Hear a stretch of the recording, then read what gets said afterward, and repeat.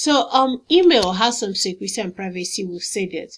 First and foremost, when you are creating your email, or even if you've created it, you can change your email. Make sure you use a strong password. Now, this is where you can use complicated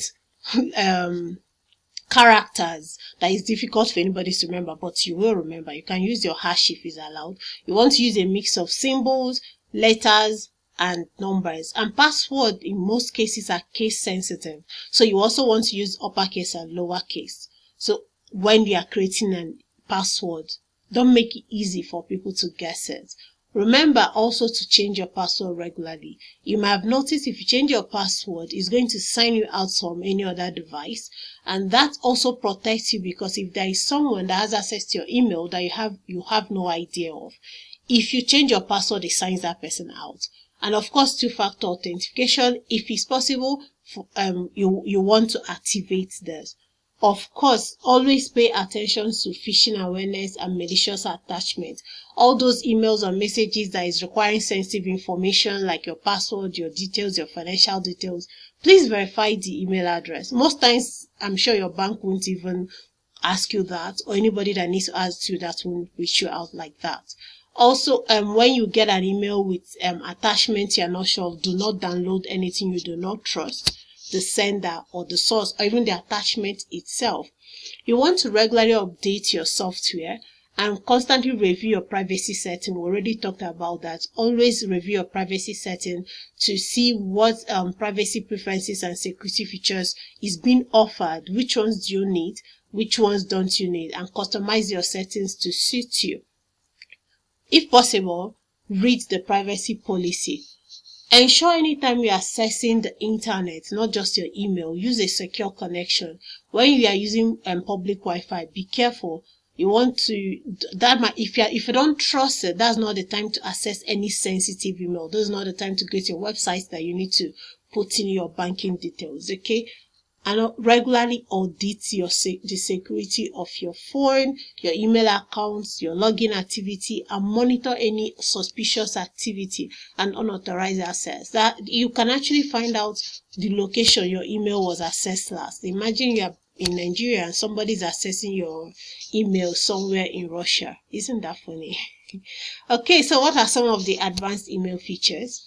Let's talk about CC and BCC. We most likely have seen this in the email. Do we know the difference? Do you know when to use it? So when we use CC, which is carbon copy, it is what it is. Or when we say copy people, if I'm sending an email to you and I'm going to also send to let's say we all work in a company and maybe we are 25 in that team, and I'm meant to send a report to my HOD. I'm sending that report to my HOD, but it's also important that the other 24 staff have access to this or see their reports. I'm going to copy them. So when they received email, you will see that you were copied. For example, those other 25 see that are copied, but the person that gets the email, the person that the message is directed to, is my HOD. They don't need to respond except there is need, but they might need to. If there is need, they should respond, but most likely this message is meant for the HOD. They are just being carried along. However, BCC is blind carbon copy. This is what you use. Imagine in that scenario, I want to invite those 25 people to a party, but I want to make it look like I am just inviting you. This might not be the best example, but you get an idea what I mean.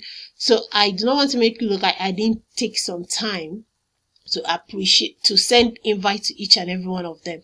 What I will do is to blind copy each and every person that was in that company. When they get the email, it's going to be addressed to them. They won't know any other person that was copied in that email.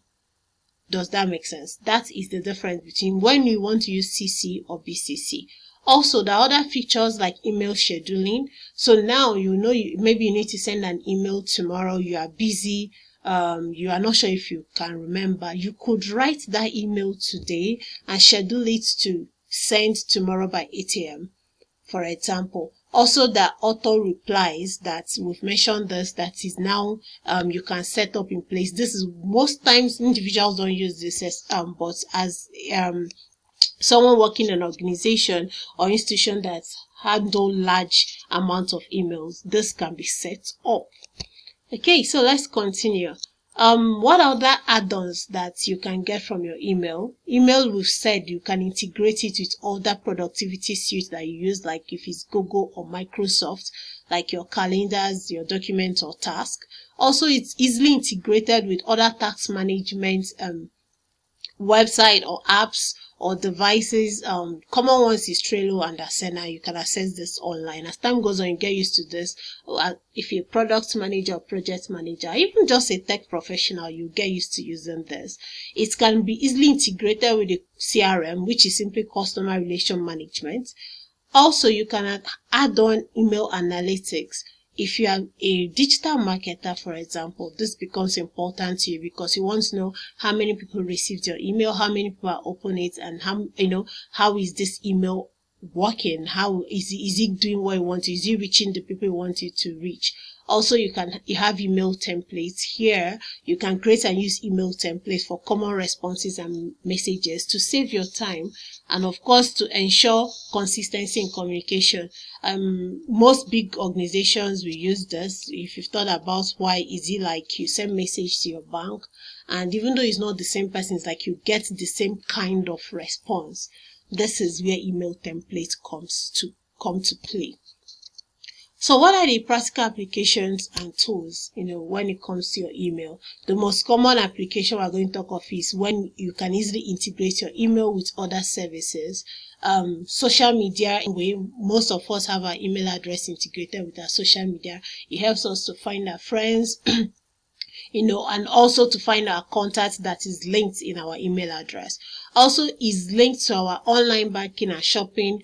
You find that it's easy for you to get email notification for your account updates, order confirmation when you order online like Jumia. When you've ordered, the receipt to your order, when they will deliver, or if they've delivered. You get all those things from your email because it's integrated with those apps or websites. Also, email can serve as a tool for storing files and of course for sharing files. We've mentioned how it is easily integrated with Google Drive or Dropbox or OneDrive, whether you're using Google or Microsoft. You can easily share documents, images, videos, presentation, and it integrates easily with all cloud services like Google Drive, Dropbox, OneDrive. And this makes it easy for you to share files. We talked about you sharing files with your with your Gmail account or your Yahoo Mail or even Outlook. But if this file is large, you find out that it's difficult for you to do so. This cloud integration makes it easy for you to upload that to either your Google Drive or your Dropbox or even OneDrive and attach the link for the person to have access to that large file that you're trying to share. And of course, it provides email storage for you to store the emails that you're receiving. They don't have to disappear once you've read them, and of attachments that come with it. They also facilitate collaboration by allowing multiple recipients to access shared files and collaborate on documents, comment, edit, and also give feedback through email threads, enhancing teamwork and productivity. So what are the practical tools for email connectivity and file management? We've talked about Google, which offers seamless integration between Gmail and Google Drive. Also, Microsoft Office 365, which integrates Outlook with OneDrive for file attachment, sharing, and collaborative editing. The other cloud storage services like Dropbox, iCloud, this also offers email integration features for sharing files that are stored in cloud directly with your partners, your friends, your co-workers through email. Okay, so you have, by leveraging email connectivity with other services and of, managing our filing features that is available, individuals and businesses can enhance collaboration, streamline workflows, and securely manage their digital communication and documents. I'm sure you can get an idea why now, email is very important.